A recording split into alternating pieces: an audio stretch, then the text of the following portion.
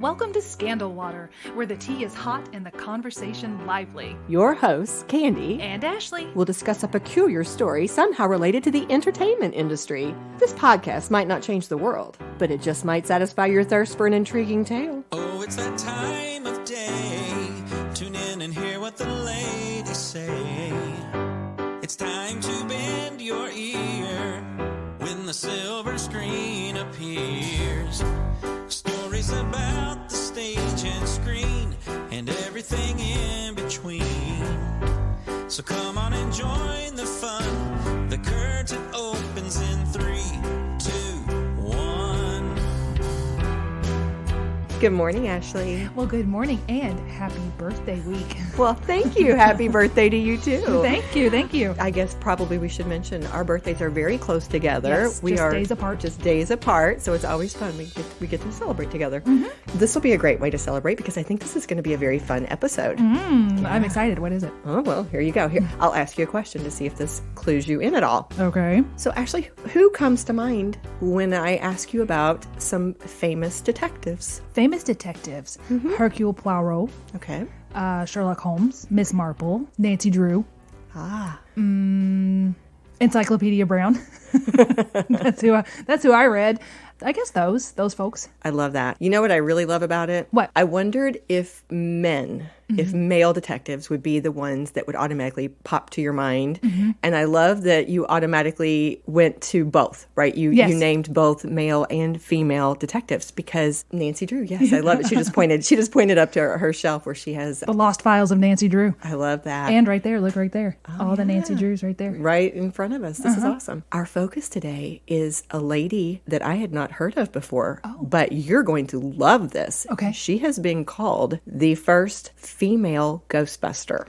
Yes. Yeah. Yes, I just got chills. Awesome. So this is who we're going to be focused on today. Okay. And I think you're going to find this absolutely fascinating. I'm excited. I cannot wait.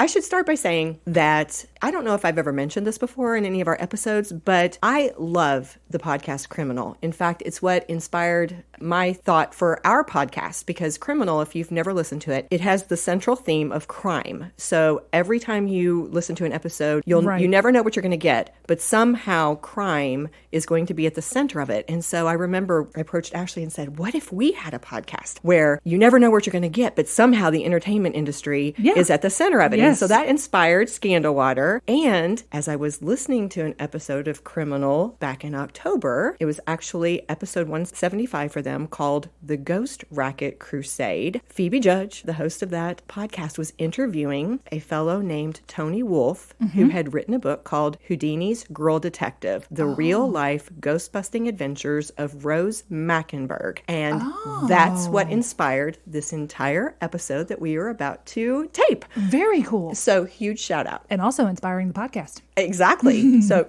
thank you, Phoebe Judge, if you're listening. Rose Mackenberg is tied up very tightly with Houdini. So I cannot jump into Rose's story without backing it up and really laying a foundation by giving the backstory of how Houdini and even Sir Arthur Conan Doyle led into her involvement with this ghost racket. So we're going to back it way up. Okay, my mom Rebecca will be very pleased with this episode. Houdini is one of her heroes. Oh, really? Yes. It was hard for me to stay focused because I really wanted to just go off and just live in Houdini. October's coming up, so he can be in October. We can come back to Harry Houdini. Yes. That's right. All right. Well, you're going to hear quite a bit about him today anyway, because I just couldn't do it. We have to lay some foundations. Okay. So you'll also, before we jump in, you'll notice that I put on this scarf in honor of our conversation. My sister gave me the scarf for Christmas.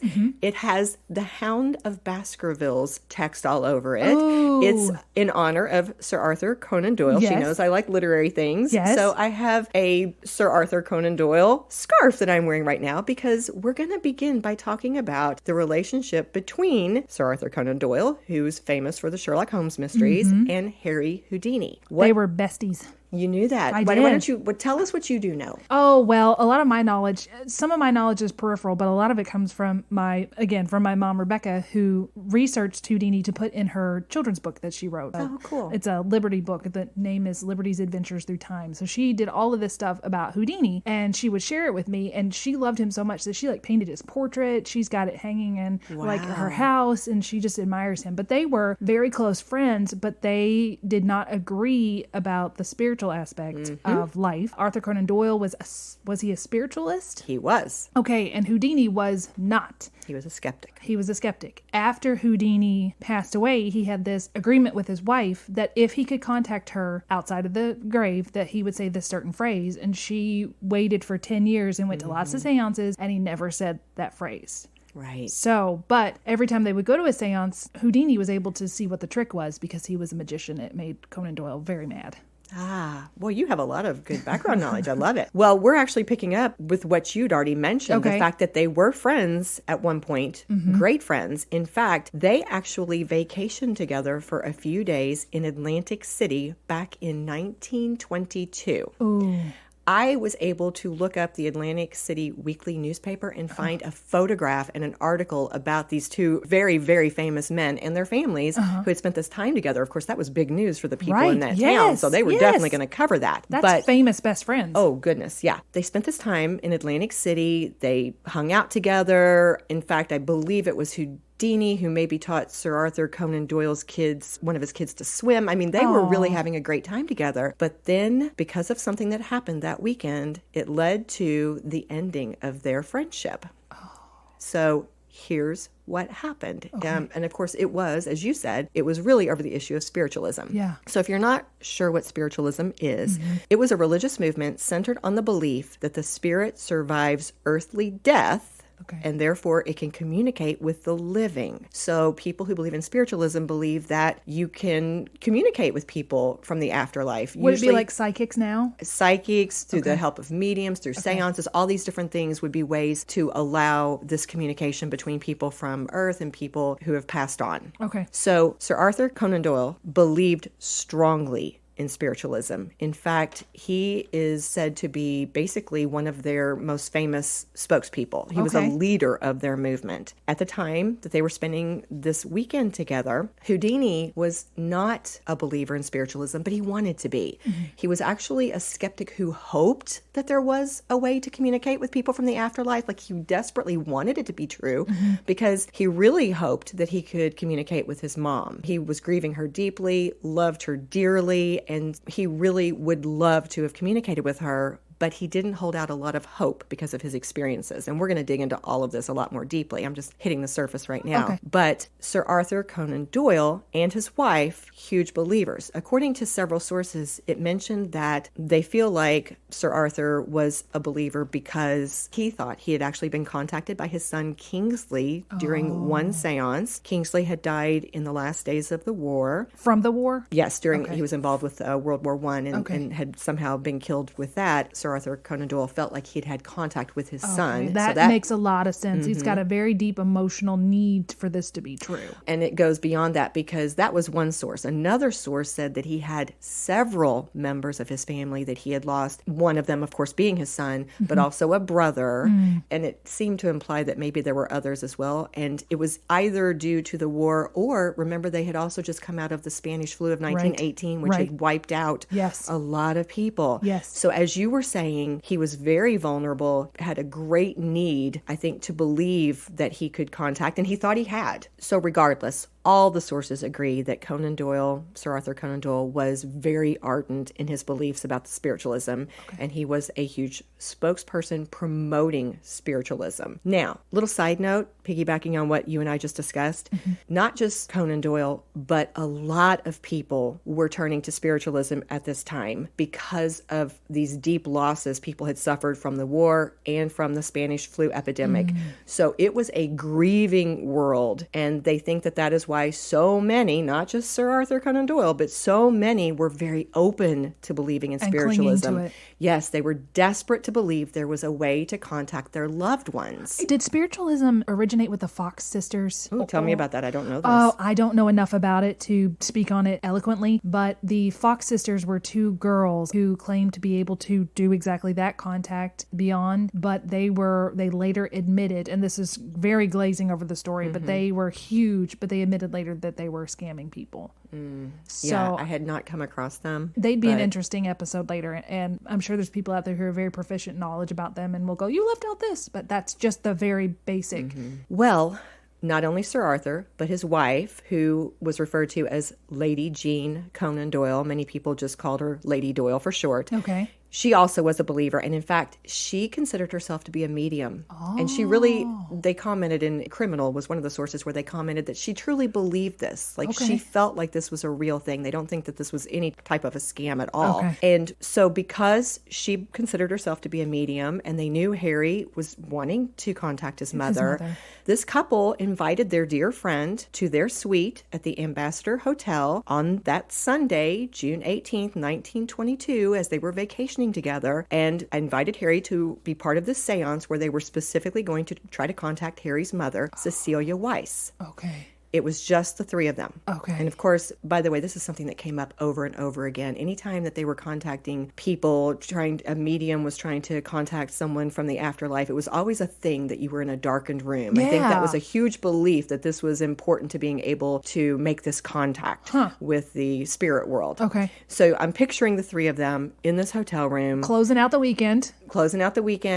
Dark, and of course, Harry is a skeptic. Right. But he kept that to himself. Oh, he didn't tell them that He did not tell them that he was going into this from a skeptical stance. And he did want to contact his mother. I think he was always hoping that this would happen. But a quote from him, a recollection that he shared later, was that he closed his eyes and tried to rid his mind of all but religious thoughts. So he went into it with an open mind, trying to really go with this. Okay. Now, Lady Doyle believed herself to be a psychographer. She was an amateur psychographer. That means that she believed she could channel spirits through writing. So in other words, the spirit's way of communicating through her as the medium to the loved ones that they were trying to reach would be through writing things on paper. Okay. So here's how Harry described what happened. He said that during the seance, Lady Doyle suddenly grabbed a pencil with her right hand, and with spasmodic jerks, she kind of started to hit her hand against the table, saying that the force had taken hold of her. And then she started writing. And before it was all done, she had filled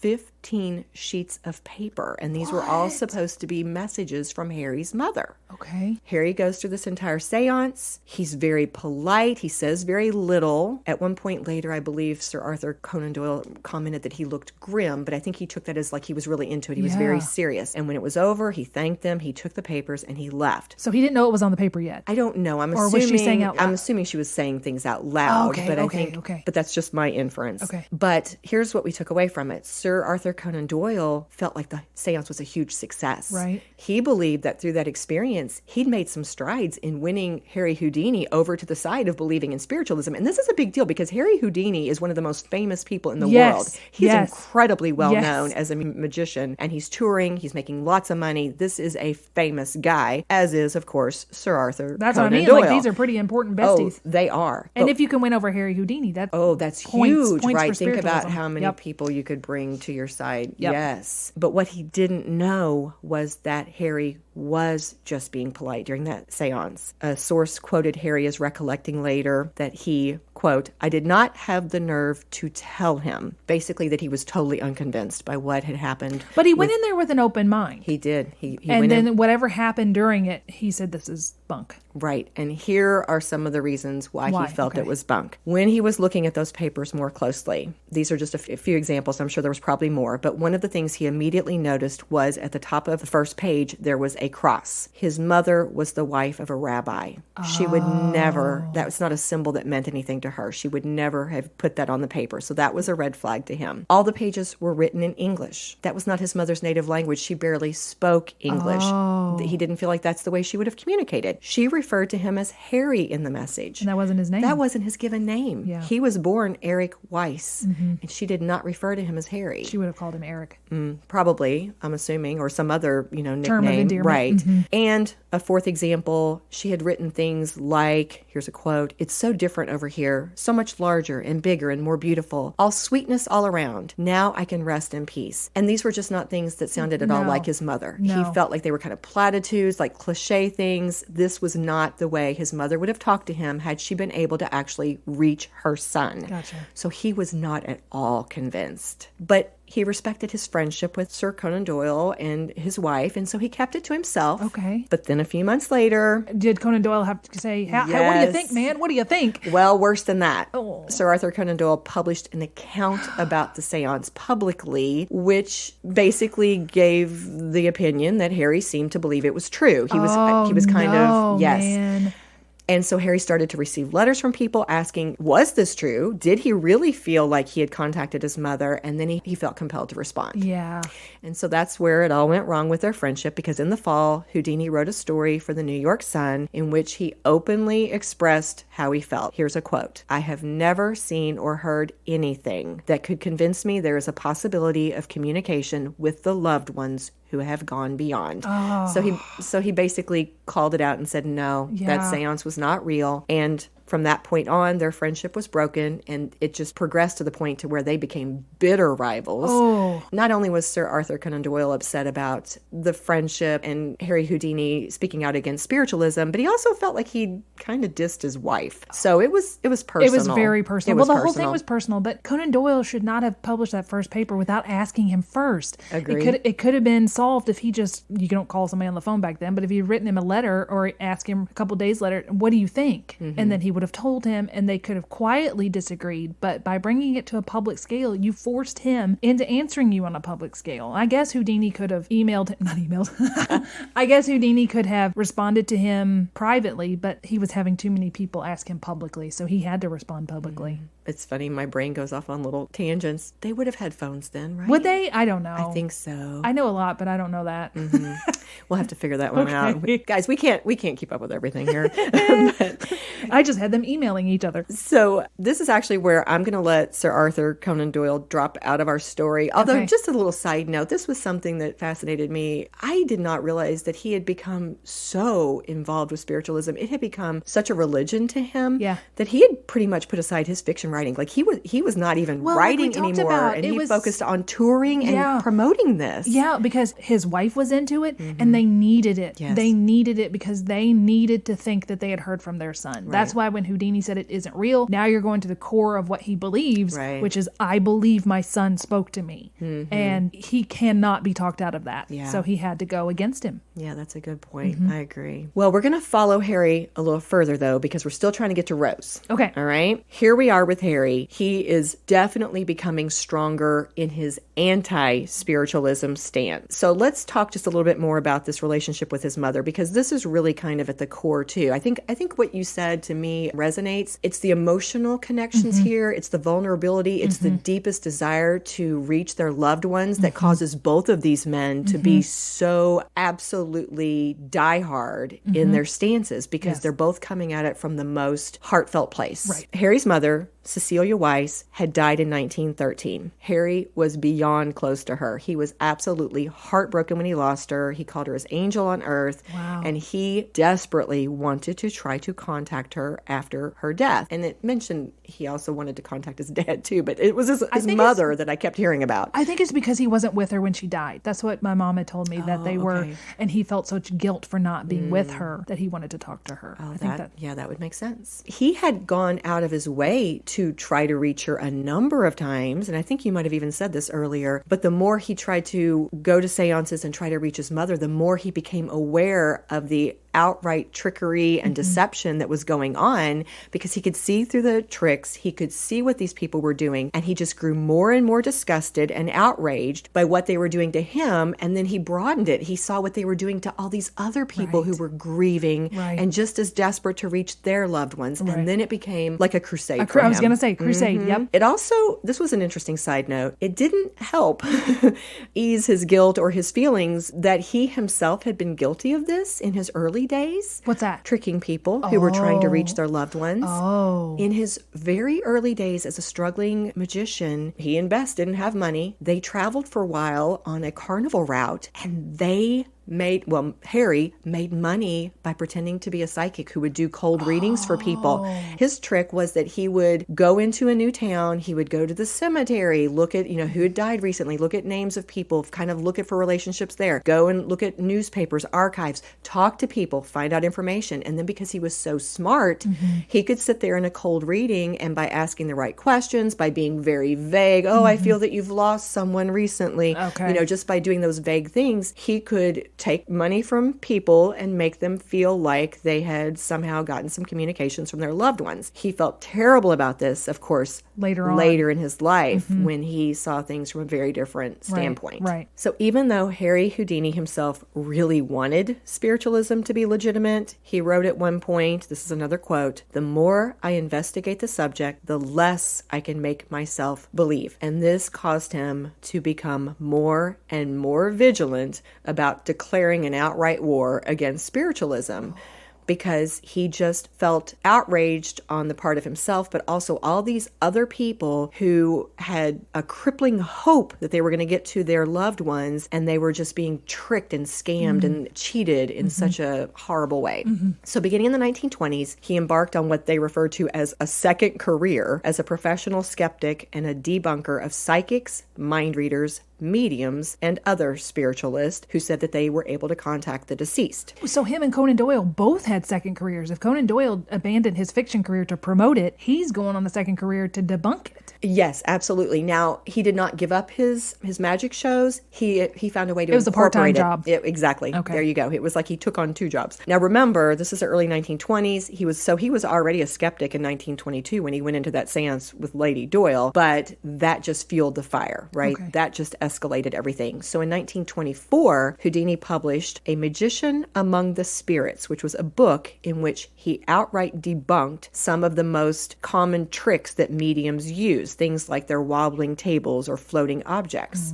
And he had a quote here that said, "Whenever any of these alleged spiritual mediums tell you that they have supernatural aid, you may safely set them down as frauds." Ooh. So he's now starting to publicly Do a tell-all.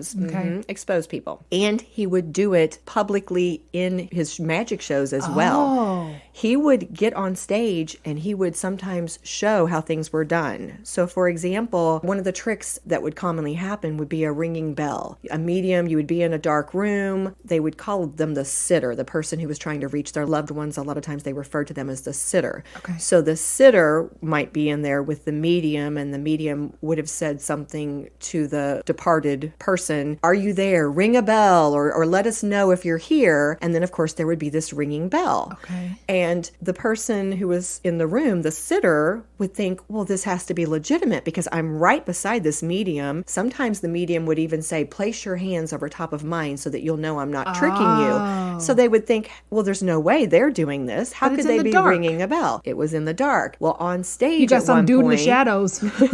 Going, No, better than that. One day while he's on tour, Houdini is on stage. He's elevated. He's sitting at the table mimicking the way this would look in the seance room. And he shows how under the table, he took off his shoe and used his toes to grab and ring a bell. They didn't hear that the sound was coming from underneath them? I think this was something that came up. In fact, I believe a quote will probably come up about this in just a little bit. But people so desperately wanted to believe that sometimes they would let their skepticism go and they would just embrace whatever happened because they needed that hope. That makes sense. Yeah. He's exposing tricks of the mediums in this book publicly, and it said by 1925, Houdini was spending the equivalent of $500,000 a year to reveal the tricks of these trickster mediums who were pretending to contact the dead people for money. That's serious. Right. And here's where we finally bring Rose in. Rose the Ghostbuster. Rose the Ghostbuster. As part of his crusade, Houdini actually hired a group of people that he referred to as his own secret service to help start exposing the scam artists. Rose Mackenberg was a private eye, a female private eye in New York, and she ends up getting recruited as his top undercover agent. What did she do? Well, we're going to go into it more deeply, but just a little teaser is she only ended up working for Houdini for something like 2 years. But through her 2-year stint working for him, she is reported to have investigated more than 300 psychics or seers. And she is quoted as saying, "I smell a rat before I smell the incense." So Rose is awesome. Rose is awesome. All right. So let's talk about Rose. Rose Mackenberg was born on July 10th, 1892 in Brooklyn to Louis and Anna Mackenberg, who were immigrants from Russia. As a young woman, Rose worked as a stenographer in a law office and then moved into becoming her own job, a private detective. When a banker one day asked her to look into a medium who had advised him to invest in a stock that then turned out to be worthless, she went to Houdini to get some advice. Because he's so public about this. Exactly. He was so famous at that point for his crusade against psychic swindlers. Yeah. And so this interaction changes her life because not only did Houdini advise her how to uncover that fraud, but then he recruited her to join his team. That's awesome. I want to know how you go from being a stenographer to just your own private eye. That seems like a big jump that I need to know more about. It does to me too, but it says over and over again how smart she was, how sharp, how savvy. I'm going to make an inference that working in that law office, noticing how things were done, seeing the behind the scenes, she just moved into it. That's amazing. Yeah. I mean, and this is 1924. Think about that. 1924. This is not a time when women were... Well, it kind of is, though, because now we have the flappers, right? So I'm thinking that women kind of enjoyed this little burst of freedom and burst of equality before they kind of got tamped down again with the 50s. You know, I feel like in the 1950s, they went back to just being just quote unquote being housewives. We know how hard it is to be a housewife. We're not dissing housewives at all. I think they're amazing, but society at large, that kind of thing. But I think in the early 20s, they did experience this kind of rush of, and then suffragette that had just passed. So, and this is right after World War I, and the women, of course, their role, they'd been seen as taking an important step forward because they had to fill in so many gaps for the men who were missing. In a little bit more of a morbid sense, we just talked about the Spanish flu. There may not have been enough men to do the jobs. If everybody had just unfortunately died, you know, you still need people to do these jobs. Maybe that helped. I don't know. We're armchairing it real early. That's right. In the episode. We are making a lot of guesses right now. But anyway you look at it, She's go awesome. Rose, She's private awesome. detective in 1924. So, as we said, Houdini recruits her. She becomes one of his very best undercover spies. In fact, one article said that she became widely known as the spook spy. She was sharp. She was quick-witted, and she was a skeptic by nature. But one of her biggest talents was that she was super amazing with her disguises, and she would use her disguises to create a variety of personas in order to do her undercover work. Very cool. Here's what would happen. She was the Gary Oldman of the 1920s. I love it. That's a great comparison. Thank you. So when Houdini would tour in 1925 to 26, of course, all of his stops were mapped out well in advance. So what he would do is he would send members of his Secret Service, and Rose was almost always part of that because she was like his number one.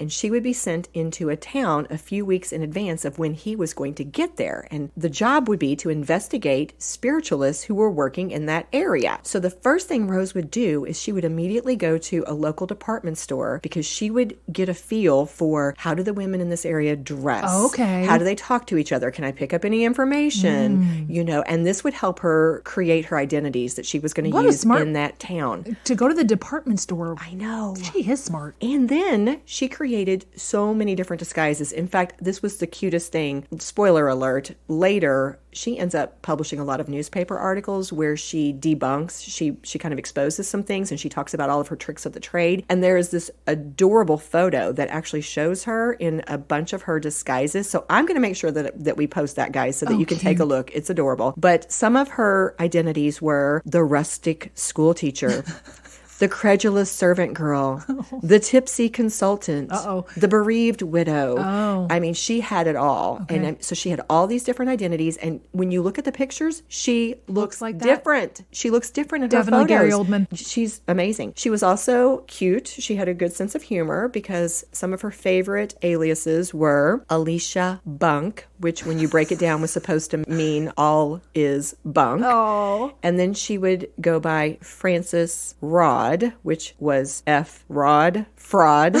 Okay. So she had a great sense of humor. Yeah. So she would get her disguises down, and then during her stay in that town, she would visit as many psychics as she could using her different disguises so that nobody knew what was going on. Was she the same person to each psychic, or? It didn't specifically say that, but my assumption is she changed her disguises when she would go to different places to make sure that they weren't talking to each other and nobody would catch on to things because she needed to expose as many as she could. Right. So as she would travel to the different mediums or psychics, she would analyze the tricks they were using. She would take detailed notes. And then later, when she got to Harry Houdini, she would share all of that with him. And then during his magic shows in that town, he would straight up call out some of those mediums and psychics right there in front of like all the townspeople and expose some of their tricks. Oh, wow. Yeah, it was big time. I mean, this bold. This was poking the bear. Yes, it was. I mean, beyond poking the bear. In fact, it talked about how much money he had to use just to defend himself from lawsuits and things. I bet. And he had death threats at different times from spiritualists. Yes, and from the family members who are now knowing that they were tricked and don't want to be tricked. So they'd rather get rid of the guy that's saying it's not true. Yeah. Well, here's an example of one encounter that Rose had, just to give an idea of how some of these con artists work. In 1925, Rose visited Charles Gonzalez, who was a medium in Indianapolis, who had described himself in a letter that he had written to Houdini, a very angry letter. He'd said that he was one of the leaders of spiritualism in America. So now Rose is going to go visit him. Oh, yeah. She's going to flush him out. In this instance, she pretended to be a grieving mother who had just lost a baby who had died a few months earlier. And so her premise there was that she wanted to check on her baby in the afterlife. Well, this fella, Charles Gonzalez, claimed that he had contact with an 800-year-old Hindu guide in the spirit world who helped him contact the loved ones. And he also had his own spirit wife, who he called Ella. And so he told Rose that for $25, which was a lot back then. Yes, it is. He could teach her how to access the afterlife by gazing into a bowl of water. But it would be easier for her to make the contact with the Hindu guide if she took off all her clothes. What? Yeah. She ended up declining and leaving that one. But she reported all of this, of course, to Houdini when she saw him. And when he arrived in Indianapolis 6 weeks later, he gave a performance that Gonzalez attended. And Houdini confronted him from the stage, telling the audience all about what had happened to Rose. And they said that Gonzalez mumbled from a seat that he hated fraud himself. And he ended up like fleeing the theater as people were jeering him from the audience. So this is an example of an encounter that kind of gives us an idea of how this might have gone. Okay. So before we move on, why don't we take a quick break? Sure.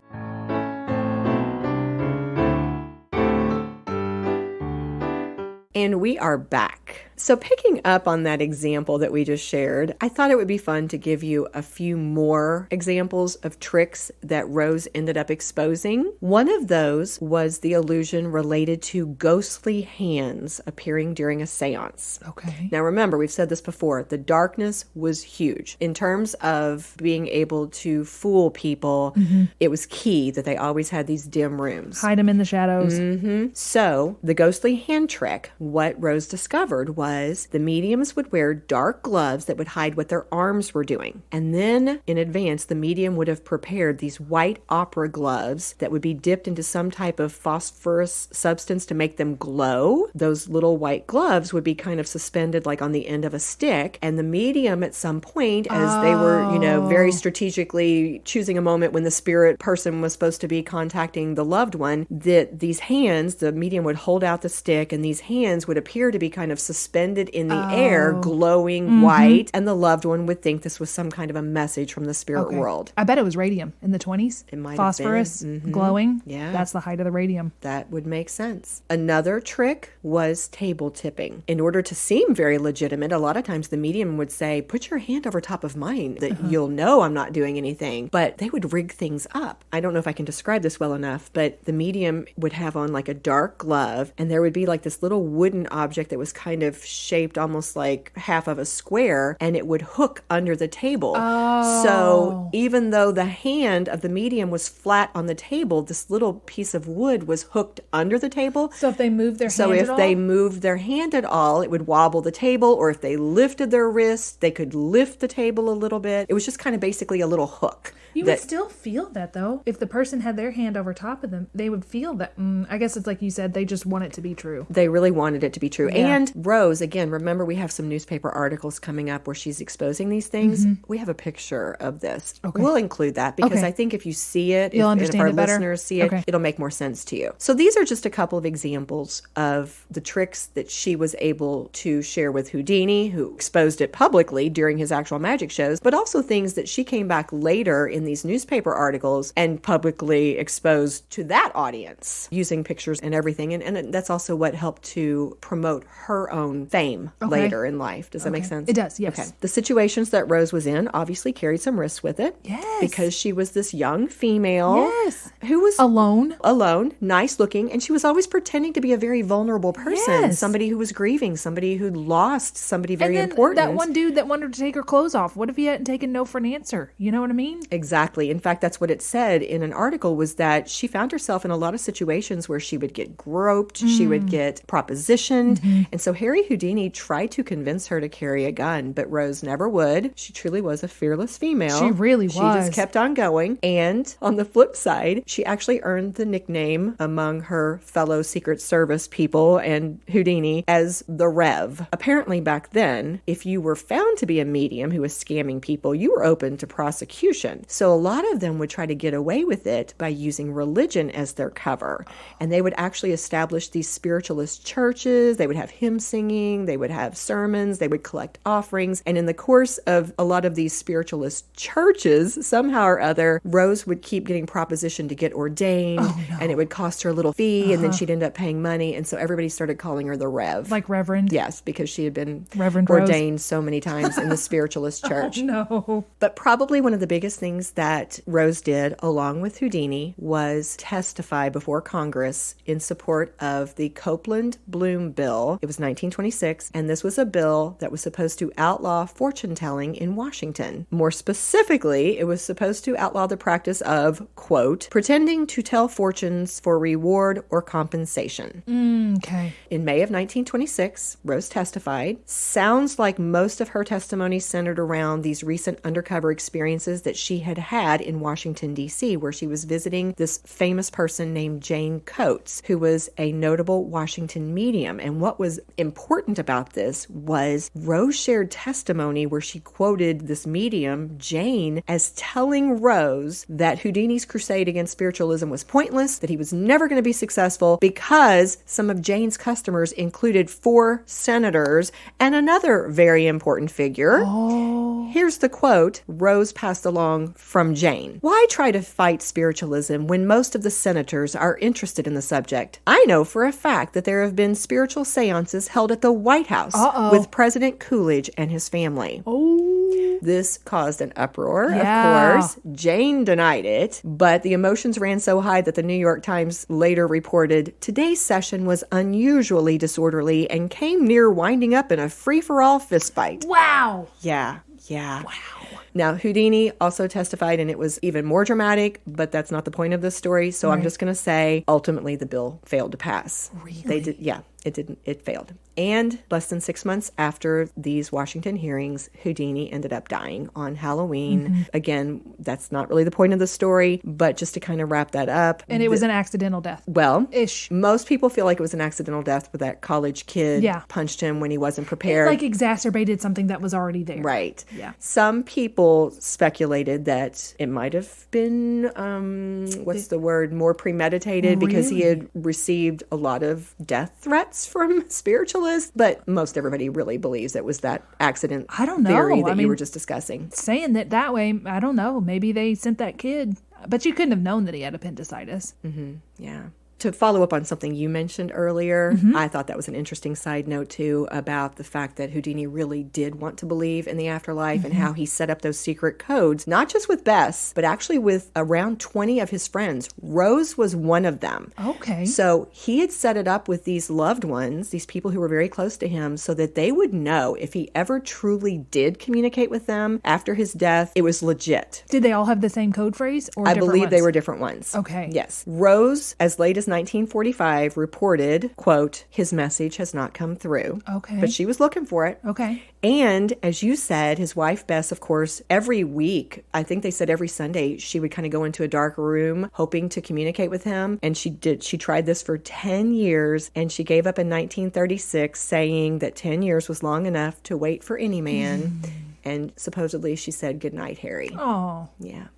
But Rose kept going. After Houdini's death, remember she was only with him 2 years. Yeah. She kept going. So that's why she was only with him 2 years. He died. He died. Okay. Yes. She continued the work, but now she's the one leading it. It wasn't with his group. Yeah. She took on clients that had an interest in combating fraud, which included police agencies, insurance companies, better business bureaus. She turned it into her work to kind of expose frauds. And she would give lectures on how to spot a phony psychic. She would reveal theatrical tricks. She would do all of those things, basically continuing as this undercover person who's exposing trickery. It's really sad that she could make a career out of it. That means that it was happening that much. That is a good point. This is, again, when she started writing many of those newspaper and magazine articles. In fact, that book that I mentioned earlier, remember I said on Criminal, they interviewed Tony Wolfe. The book that he was talking from was an illustrated anthology of Rose's original 1929 newspaper article series, where she detailed her adventures as a debunker of these spiritualism scams and exposed all those secrets. So she never wrote a book. She only wrote newspaper articles? Well, she wrote all those articles that this fellow, Tony Wolfe, turned into an anthology. Okay. But at one point, she did write an unpublished autobiography called So You Want to Attend a Seance. I don't know where that is, but I saw it mentioned and I'm like, we have to include that. Rose never married, but she had a great sense of humor about it. In 1937, she told the St. Louis Post-Dispatch, quote, I never married, but I have received messages from 1,000 husbands and twice as many children in the afterlife. Invariably, they told me they were happy where they were, which was not entirely flattering to me. I know, isn't that cute? I'm happier without you, Ma. She was also a very insightful woman. And over her many years of working in this business, she made an observation that I thought was kind of sad. Mm-hmm. She noticed that these fakers, these scam artists, whatever you want to call them, really proliferated during the hardest, the worst, the most frightening times when Americans were most in need of solace and reassurance. That's sad. She was still on the job after the next World War, and in a 1951 Saturday Evening Post article that she wrote called I've Unmasked 1,000 Frauds, here's what she said. This is a little bit of a longer quote. Okay. We're kind of getting close to wrapping up here. Here's what she said. To these charlatans who take a cruel advantage of human grief and anxiety, war brings boom times. The anguish of friends and relatives of dead, wounded, or missing servicemen offers a fertile field for heartless deception. Fathers, mothers, wives, sweethearts, and others close to those in the armed service flock to the seances of these counterfeit dealers in the occult. They receive messages from the beyond, plenty of them, provided the usual offering is donated. I do not impugn spiritualism as a sect or as a sincere religious belief. There are many intellectually honest persons, some mediums included, who get solace from a belief in contacts with the afterworld. My work and this article concern only those mediums who deceive trusting persons. Mm-hmm. Is there any medium who can actually call up the spirits of the dead and put them into verbal communication with the living? I don't know. There may be. All I can testify to is that I have never met any. Of the well over 1,000 mediums I have investigated who claim to have this power, I have never found one who was not a fraud. Wow. In fact, she went on to add that she did, however, get a lot of spirit messages from a person who was actually sitting on the other side of her, saying that all was well in the afterlife because she had taken like a friend with her, and then she would supposedly get messages from that dead friend who was actually alive and well on her right side. That's funny. Yeah. So while Houdini had given her start, Rose definitely took the opportunity that had been given to her and she ran with it. As we've said, a 1949 Hearst syndicate article described her as perhaps the only woman Ghostbuster in the world. They used the word Ghostbuster in 1949? They did, in 1949. That's cool. And before she died on April 10th, 1968, at the age of 75, she had lived for decades in an apartment at 310 West 24th Street in Manhattan. And she supposedly kept it very well lit because after years of attending seances, she told these people in this article in 1949, I get tired of dark rooms. Oh, Rose. So there you go. Rose Mackenberg. Very cool lady. Very cool. Armchair Psychologist. So for our Armchair Psychologist segment, I thought let's just make this really informal. I just want to talk about, our theme is fearless female. What are your thoughts about Rose Mackenberg as the subject of our fearless female episode? She just was. She was the definition of it. I cannot imagine putting myself in those kind of situations today.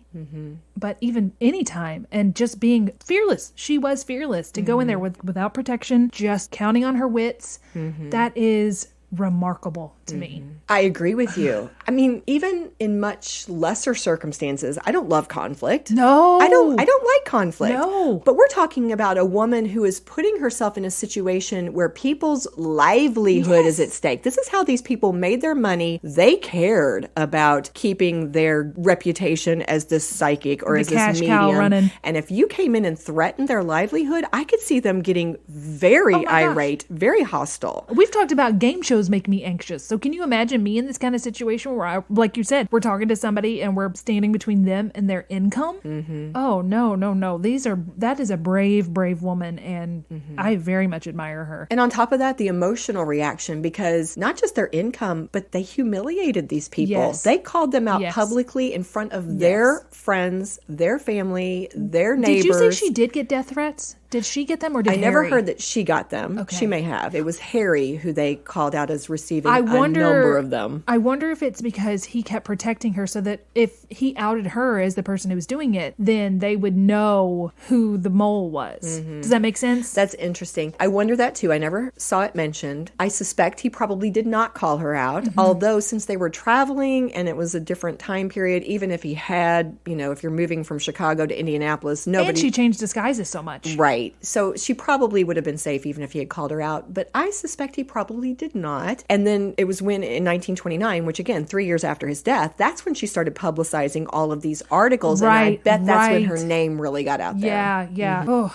I can't imagine doing that. I cannot imagine being that brave, and that there were so many of them. Right. When she said over 1,000... Yes. Over 1,000 mediums. Although I or did psychics. appreciate that she respected if you believe this as a religion. She doesn't have any problem with that. What her problem was with is the people who are trying to profit off of it. Which is exactly what Houdini said as well. Yeah. It was so almost protective. It's the fact that these people so desperately wanted to believe that it was just heartless and cruel to take money from them. I feel like he was more offended because of the circumstances than just if it had been a normal person who was a scam artist or a con. Yeah, it was an like he wasn't reaction. mad at Lady Conan Doyle because he knew that she sincerely believed what she was doing, and she didn't charge him. Right. So I think that's the difference. Right. Is if you sincerely believe it, okay, fine, you can believe what you want, but you cannot charge people and you cannot scam them. Right. Then it's just cruel. I guess that brings us to the end of our episode. Yes. And of course, I think we know who we're going to cheers today. Yeah. Cheers to you, Rose Mackenberg, first female Ghostbuster. You are amazing.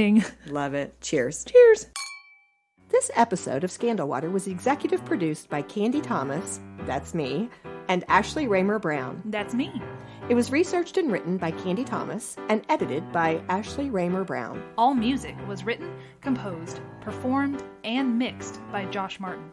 The artwork was designed by Matt C. Adams, while our website was developed by Joshua Reith. If you like what you hear and you want to help keep the Scandal Water brewing, please go to our website, scandalwaterpodcast.com. Just click on your podcatcher of choice, then hit follow to subscribe. And while you're there, you might as well leave us a 5-star rating and review.